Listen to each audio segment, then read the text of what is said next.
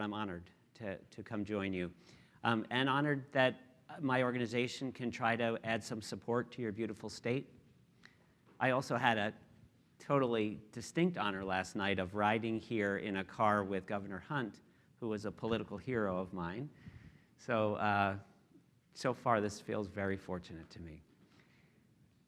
The question I want to bring to you today is, how do we create schools that are going to make our communities, your communities in your districts, better places?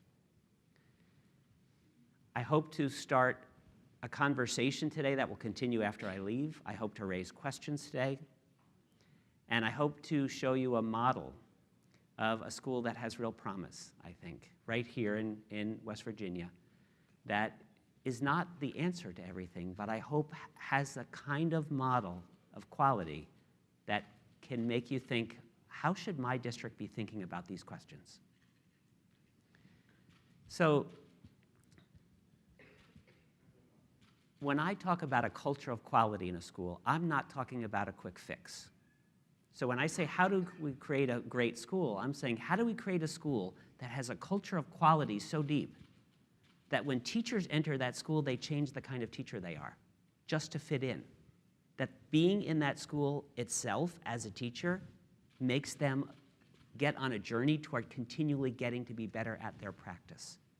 How do we create schools that have a culture of quality that when students enter them, it changes who they are as a person? That in order to fit in this school, you have to step up. This is not a theoretical question for me, because there's more than 100 schools like that around the country that I think are working. And one of them right here in Cabell County that is brand new. So I want to talk in the general sense, but then I want to talk in the details about what that looks like, and I hope you'll ask hard questions of me and of the principal, Ryan McKenzie, and Danielle Irby, the teacher who's here to represent that school in Cabell County. I'm here representing EL education. Our name used to be Expeditionary Learning, but nobody could pronounce it, so we've shortened it to EL education. And I'm here representing Harvard Graduate School of Education. But before I get into the organization that I work with, let me say that I personally, I don't live in West Virginia, I live in Massachusetts. But I live in a rural town. So the town where I live, and have lived for most of my life, has no street lights, it has no stores, the roads are mostly dirt. I built my own house in this town. It does have one school, and it happens to be one of these great schools. One of these schools that has a culture of quality. It is a regular public school. This is a one-school district, right? There's a school committee for this one school. I taught in that school for more than 20 years.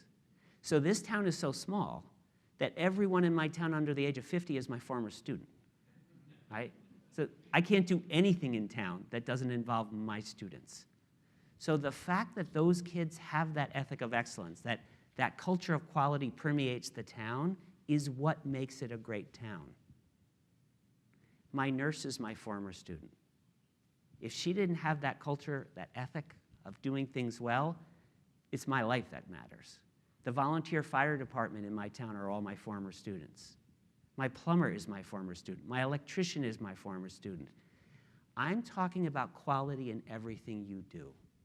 So when I talk about a culture of quality, I'm not just talking about test scores. And I know we have to talk about test scores, but I'm talking about the kind of human beings our schools are creating and the kind of work ethic that they have.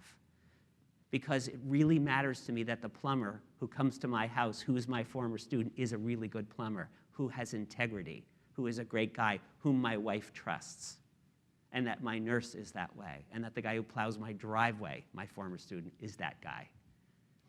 My town has doubled in size since I lived there because the school makes this town the kind of place you want to live. And that's what I want to bring to districts, to your districts here, is that vision.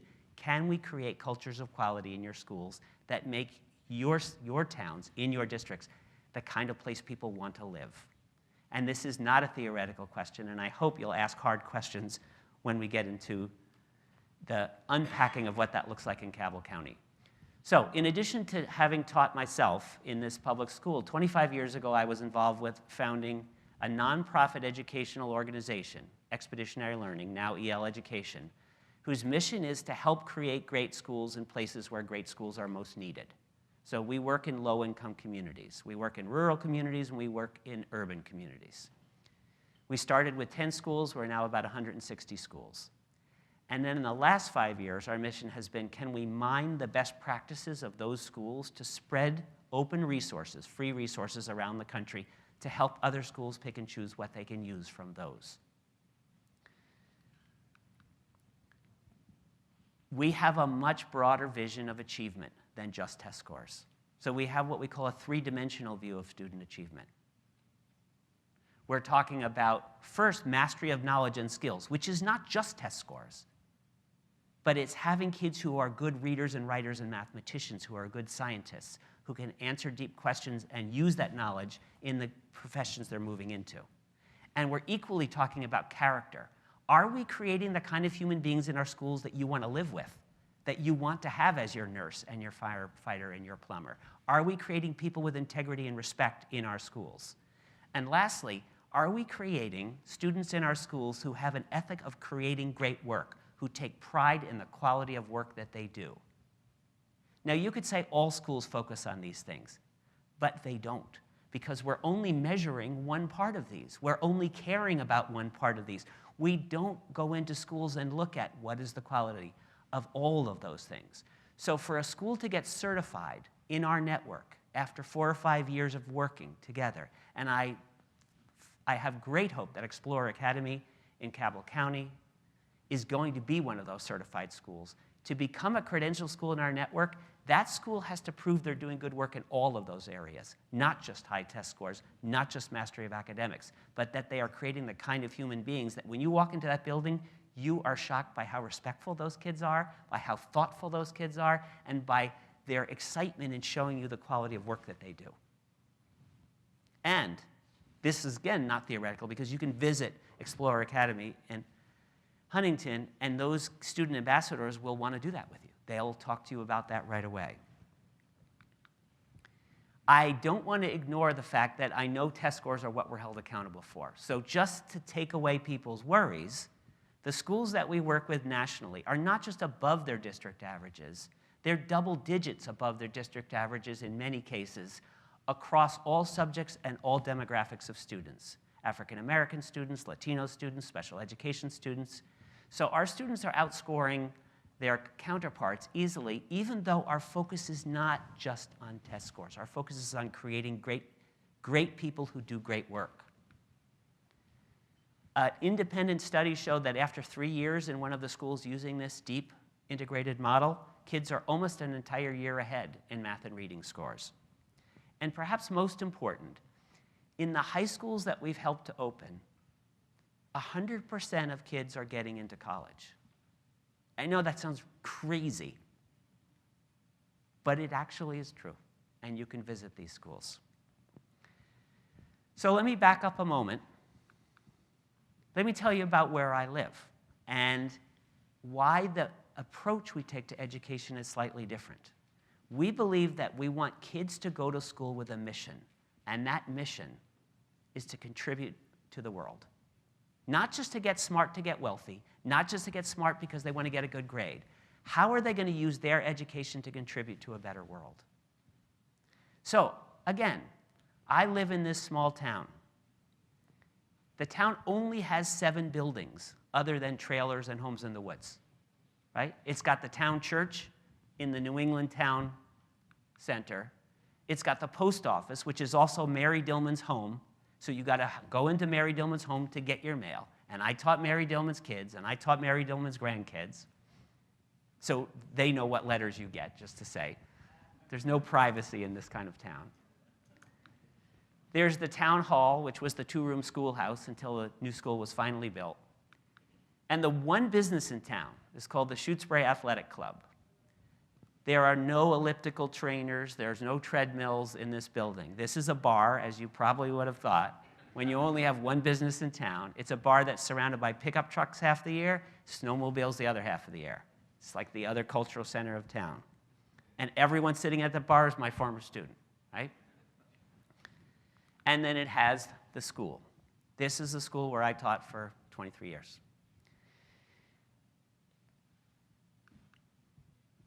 We put the kids in that school on a mission to think, how do we get smart to help our small town be better?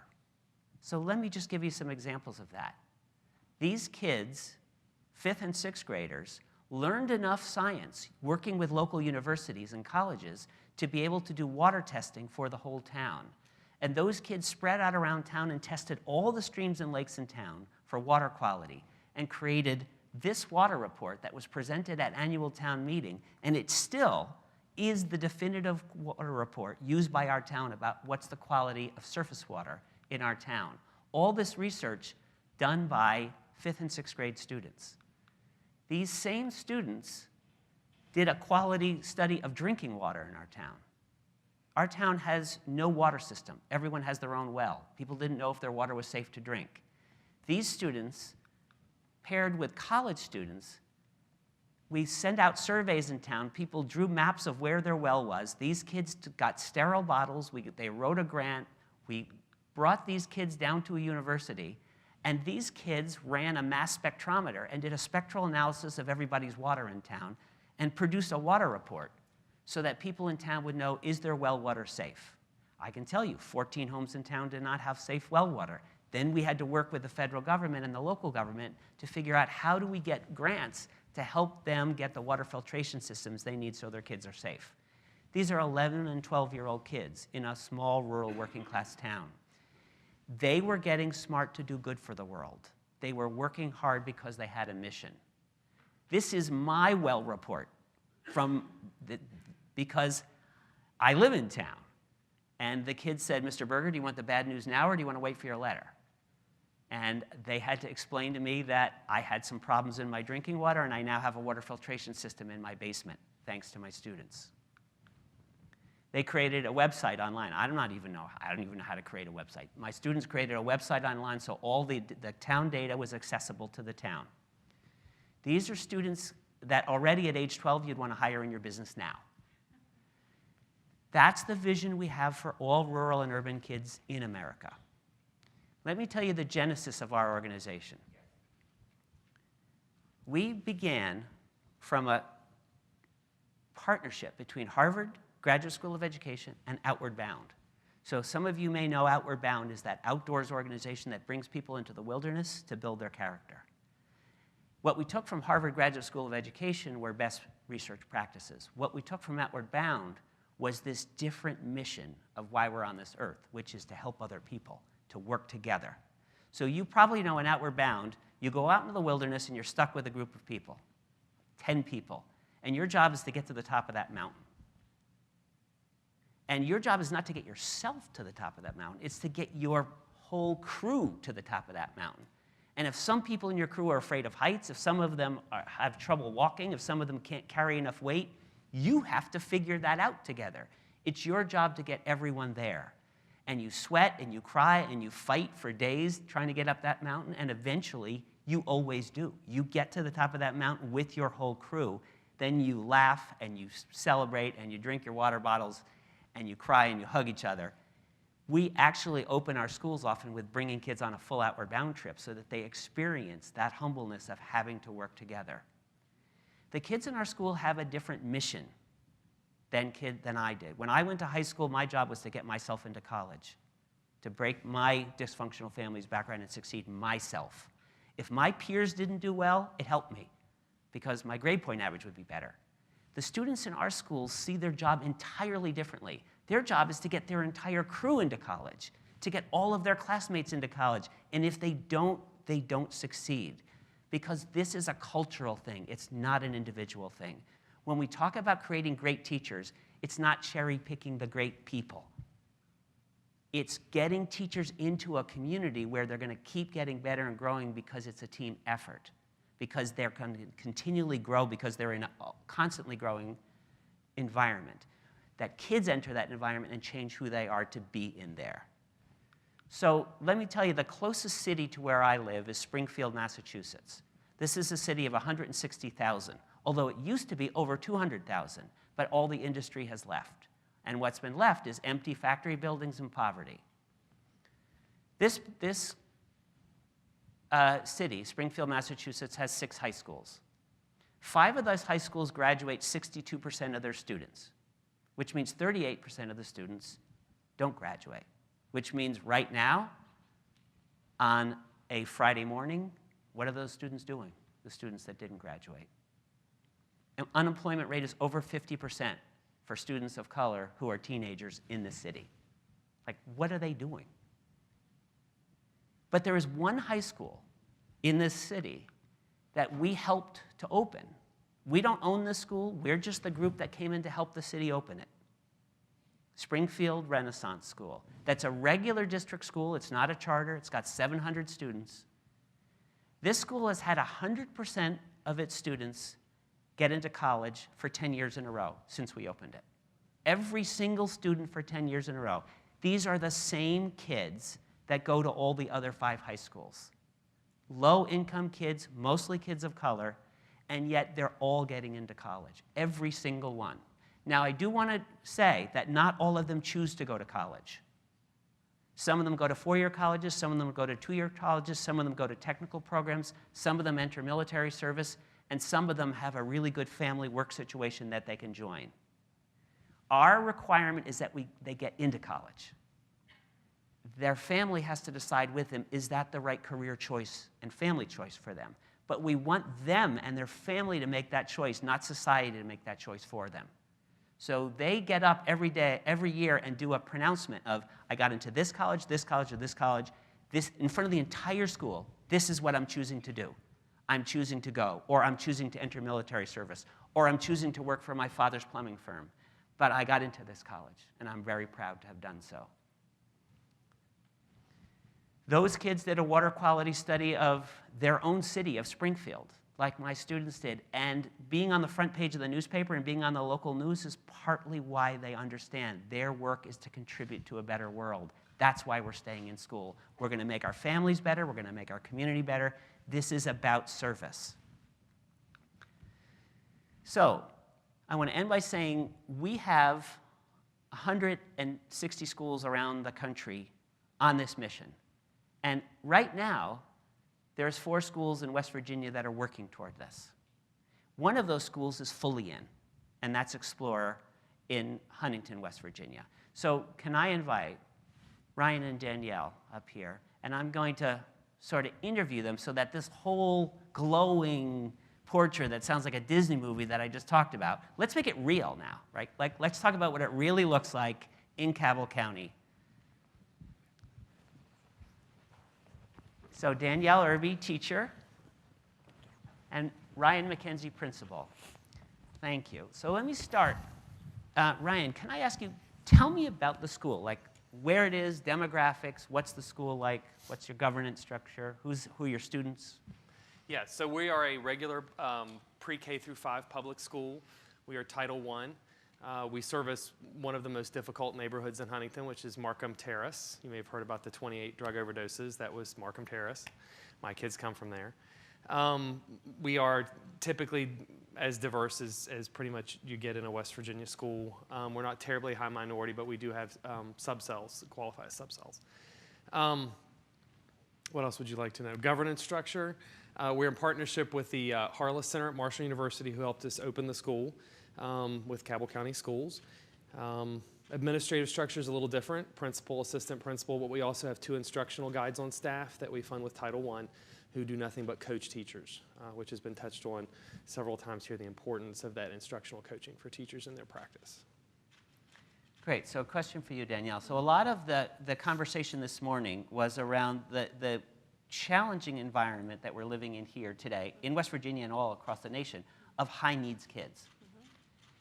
Can you talk about when you get really difficult kids in your school, what's different about Explorer versus those kind of kids entering a traditional school? Our students, we work on a lot of character and culture. Each morning we start with crew time, which is where we meet, we circle up, and the students have the opportunity they begin with a greeting. So we have that positive interaction each morning. And we talk about when you speak with someone, you make eye contact, and talk about how to have a firm handshake, and to be positive and feel confident in yourself. We also have team building initiatives that we do during that crew time that allow them to just become kind of like a family within our crew. So based upon our students, though, since we've been doing this for the past 2 years, I've gotten experience with several students that are high needs that have changed tremendously just with their character. They still have goals for themselves, but they set goals for themselves to become better than who they already are. And when they do make a mistake, they talk about, you know what, I wasn't very respectful. I'm sorry for not being respectful. And I'll ask, well, what do you want to do differently? And they'll tell me exactly what they want to do differently to try to make themselves better. So we have students that are working diligently every day to try to make themselves better than who they are through a thing that we have through our school is called Habits of Success. It's pre-K through 5 that we implement throughout our whole entire day, and it's implemented throughout our whole entire school. It's three parts of it is relational traits, and the other 3 are performance. So we talk about respect, trustworthiness, compassion, curiosity, craftsmanship, and cooperation. So those are things that we highlight each and every day to our students, and it's also something that we as a staff strive for as well. So we're not, we're teaching it to them, but we're also modeling it to them through the way that we interact with each other as a staff. Thank you. So just to name a few things that I really want to say makes this different is exactly as Danielle said, this intentional daily focus on character, on the kinds of qualities kids are, is a part of every day. Like, you have to stop academics for a moment to talk about who we are as human beings. Are we respecting each other? Who are we as human beings in here? And how are our work habits? How is our focus? And working together in your classrooms as teams to do that. The other thing you said, Danielle, is that the faculty is actually modeling that. So when we come in to turn around a school, what happens to us, and we work with new schools like Explore, but we also work with existing schools. We work with an existing school, and we come in, and the faculty says, these kids just don't have courtesy, they don't have focus, they don't have a growth mindset, they don't have skills, they come from hard family backgrounds. So everything that the teachers tend to frame in a new setting like that is that the kids have all these things they're lacking. And the first thing we see is, what is your faculty modeling in terms of courage, respect, growth mindset? It's really about what the faculty models for kids. It's about faculty change that makes a great school.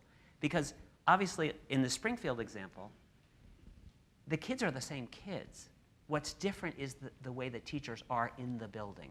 So Ryan, can you talk a little bit about how do you build a faculty culture that's modeling these kinds of growth mindset, respect, hard work, that's sort of contributing? Right. So we do extensive amounts of focused professional development with our staff, which are, it's differentiated based upon their needs, what we see through our walkthroughs and observations, and also conversations with our teachers. They're partners in goal setting. It's not a, we're a team rowing in the same direction. It's not I'm not whipping you to row this boat. So at any rate, so we have that component moving their practice forward and moving the work forward and tracking the goals to move the school. As far as building culture, we have a crew advisory team, which is composed of anybody who wanted to be on it pretty much.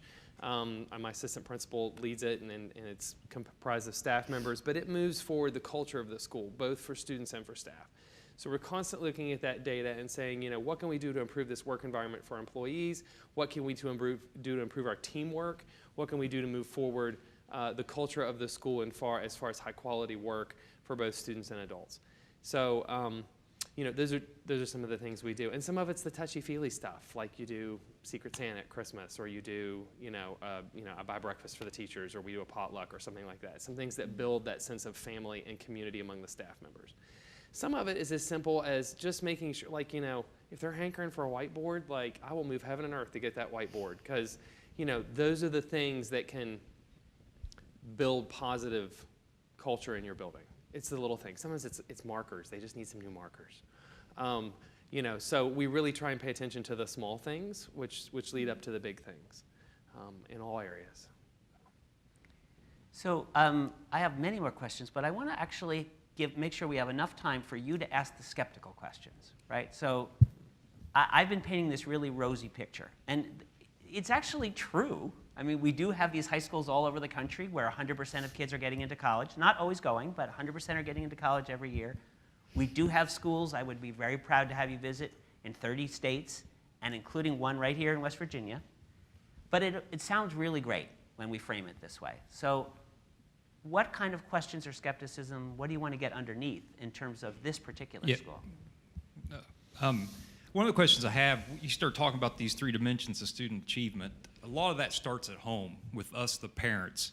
That's right. Do you guys run into any obstacles with the parents, with the program you guys are putting in place, or how involved are the parents in this program? Because we keep talking about the teachers and the students, but you guys have them for 6, 7, 8 hours a day, weekends and summers. That's all back onto the parents. So is there any involvement with the parents in this type of program? Great. Ryan, you want to? Yeah, so when we started the program, we did a pretty extensive parent education program, so they would understand what we were doing and what these newfangled words were that their kids were coming home with. We've really received zero pushback. Like, the parents are very pleased that we're working with their kids in this way. They're pleased with what their kids are seeing and doing at home. I would say that's been pretty seamless. We, as far as a school, we approach that we have that 8 hours a day. It's a blessing. It's a lot of time. And we try and use it as efficiently as possible. And also, we recognize that they're sending us their best. Like, these are their kids. These are their treasures. These are important. Nobody's holding back the, superstars at home. So, we recognize what we have and we move forward with that. But I will say parents they've been great with it. So, and I'll agree. I'll say to that, several of my parents have even come home and talked about how their child's coming home and talking about using the vocabulary that we use each and every day. Anytime that we are working on a case study, we develop a product at the end, and when developing that product, we do multiple drafts before we get to that final piece. And so a parent has mentioned several times that her child will come home and make multiple drafts and do those things before she gets to that, what she feels is her best work at that point. And being able to have that growth mindset of that I'm not there yet, but I will get there.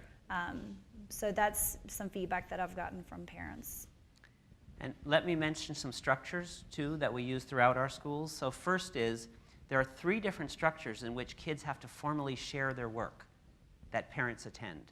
The first is that we have changed student conferences, parent conferences, to parent conferences that students lead.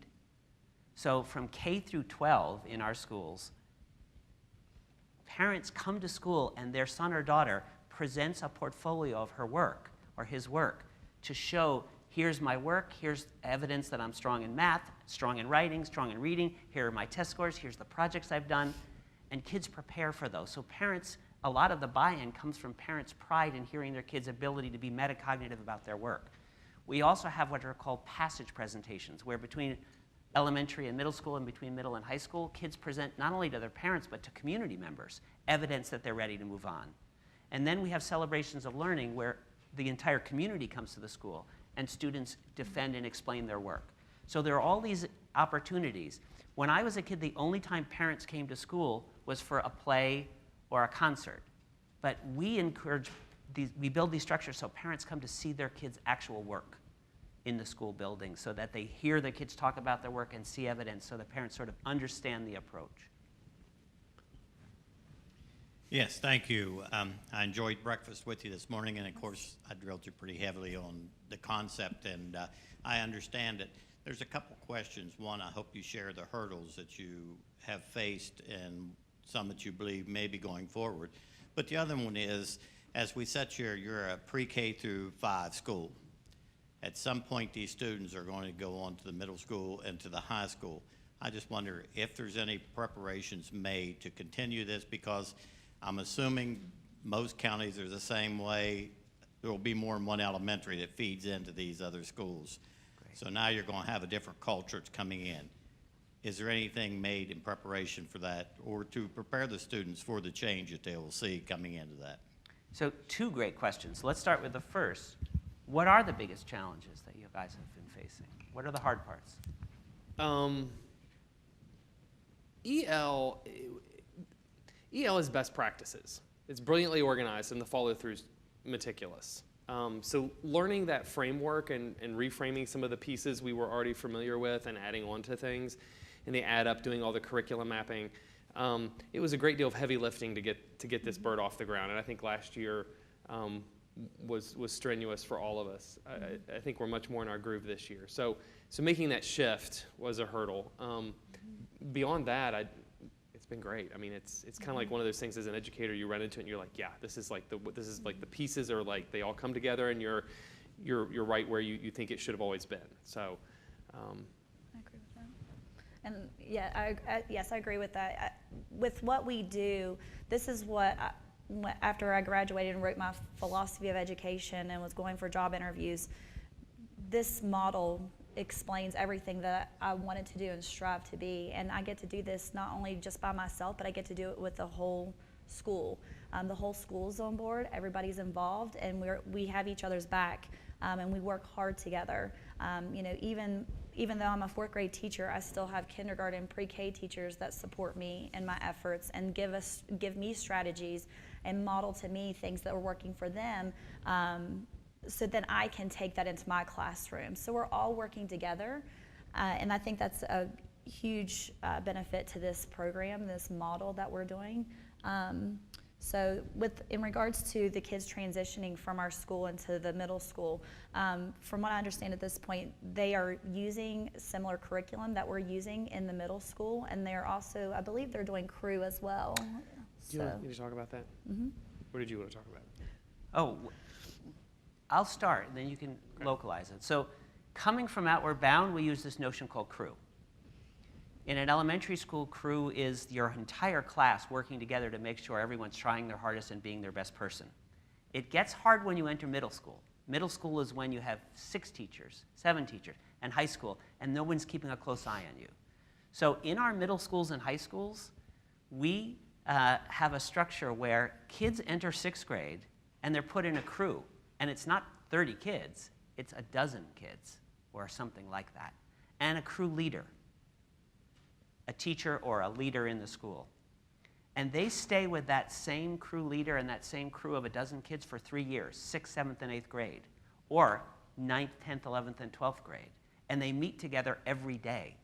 And in those meetings, they're held accountable for supporting each other, talking about their academics, talking about their social emotional work, talking about their issues at home. So they're kind of a combination support group, AA group, cheerleader scene. Like, that's the session where kids are held accountable. Are they on track? Are they doing well in all their subjects? Are they treating other people well? Are they making bad decisions? When kids' families are falling apart, that's where they get their support. And in our urban middle schools, kids will say to me, at home, I don't have much of a family. In school, I have my crew family. They'll call their crew leader, their crew mom, or their crew dad. They'll say, I have my crew brothers and sisters. And I only got into college because my crew brothers and sisters kept me on track. And so when families are tough, this other structure of crew becomes your family at school. It's tough on you when you're slacking, and it also supports you when you need it. And it's both academics and your social emotional work. So tell them a little more about crew and your... So we feed into Huntington East Middle School, and they have started implementing some EL practices such as crew, learning targets, the ELA modules that we talked about a little bit. My understanding is that they're going to continue to add pieces and deepen their practice around those as the years go by and we start pumping in groups of students into them. I don't think Huntington High has started yet. There are some other elementary schools that are starting to adopt some of the practices. We're unique in that we did whole hog out of the gate. Other schools are kind of working their way into it. So, and the hope is to create district pathways where kids have pathways to get through. I also want to acknowledge, Francesca, especially from your presentation before, that our organization is an entirely a professional development organization obsessed with teacher practices. So the professional development we do, which Danielle and Ryan both were subjected to way more than they probably wanted to deal with, was endless work together on refining our teacher practices to get good at these things. So despite the social emotional structures, there's also this very sharp focus on best practices in all teachers. I guess the Explorer Academy is developed around one geographic set district where other students cannot participate, correct? We're a regular public school with Right. the district. We do accept transfers. Okay, so, and then my question was about the Springfield Renaissance School. How is that a similar model where it's a set district, or can you are students being drafted there or choose to go there? So the Springfield Renaissance School, which if you ever come to the Basketball Hall of Fame in Springfield, come visit the school, is 700 students. They all applied for a lottery to go there. It's the regular, anyone in the city of Springfield can apply to go there. It's a regular district public school. But because every kid in it gets into college, it's a sought-after school. So they have an open lottery. Anyone can apply. There's no selection criteria for it. It's a blind lottery. But because it's so successful, the city had to set up a lottery to make sure that the kids that apply there, that kids that go there, that it's fair for the city. That's true. So I think what you're pointing out is that it's not exactly a fair set because families that are going there had some desire to go there, and the most dysfunctional families might not have gotten it together to apply for that lottery. So I want to acknowledge it's not exactly the same subset. So if you go there, you could say this isn't exactly the same as the other 5 schools. Although I'd be surprised if you went there and you thought it wasn't a really needy group of kids, because it's still almost all low-income kids of color. But yes, that's very true. We got 5 more minutes. Any other pushbacks, questions, wonderings?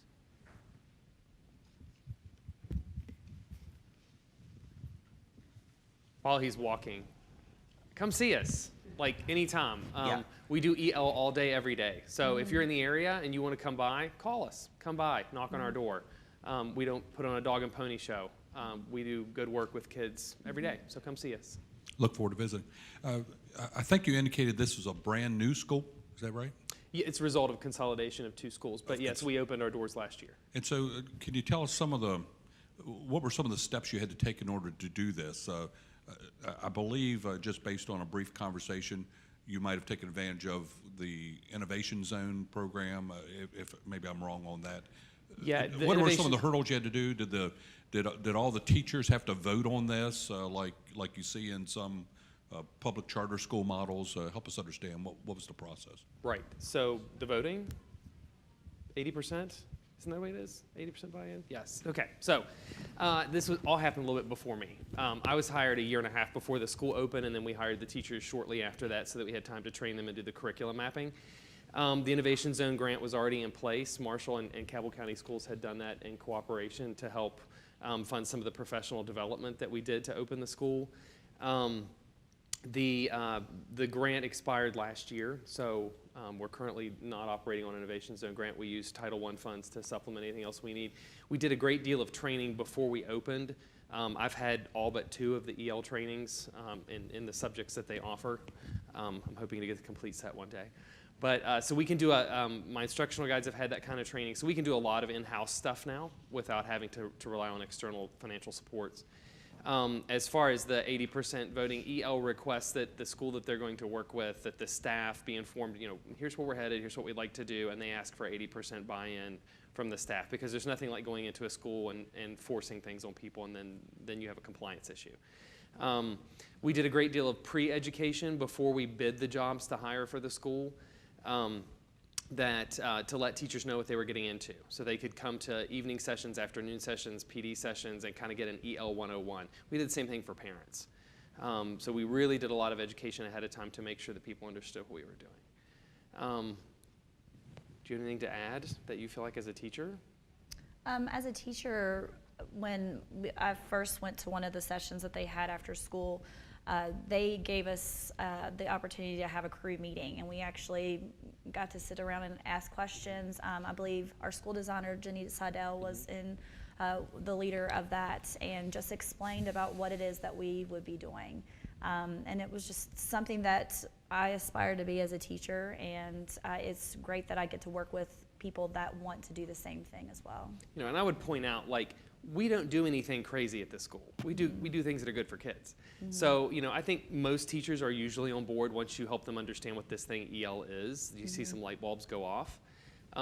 If I would push back as an administrator and say, you know, if you are in this profession but not willing to do what's best for kids, then maybe this isn't a good fit for you anywhere. So we got to do what's right for kids. That's what we're here for. We're not here to make adults comfortable. So. How So about a in- big round of applause for this group here? I want to thank Ron Berger and Ryan, Danielle for coming here. It's very little for me to add. I would just add this. If you have an opportunity, like Ryan said, go visit the school. I don't want to open up any kind of conversations about it or debate about charter schools. This is within the system, and it works. And if you want to see a school that works, and you want to see a faculty that's engaged with their children, and there aren't a lot of side discussions about looking at the clock and time to go home or time to get there in the morning, go visit this school.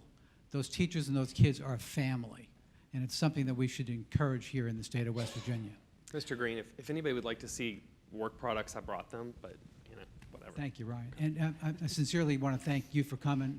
Really is wonderful, and it was eye-opening for me to visit. We had an opportunity, all of us from the collaborative, to go down and see the school. Legislators, I encourage you to take the time to go down there and take a good hard look at what we can do in the state of West Virginia.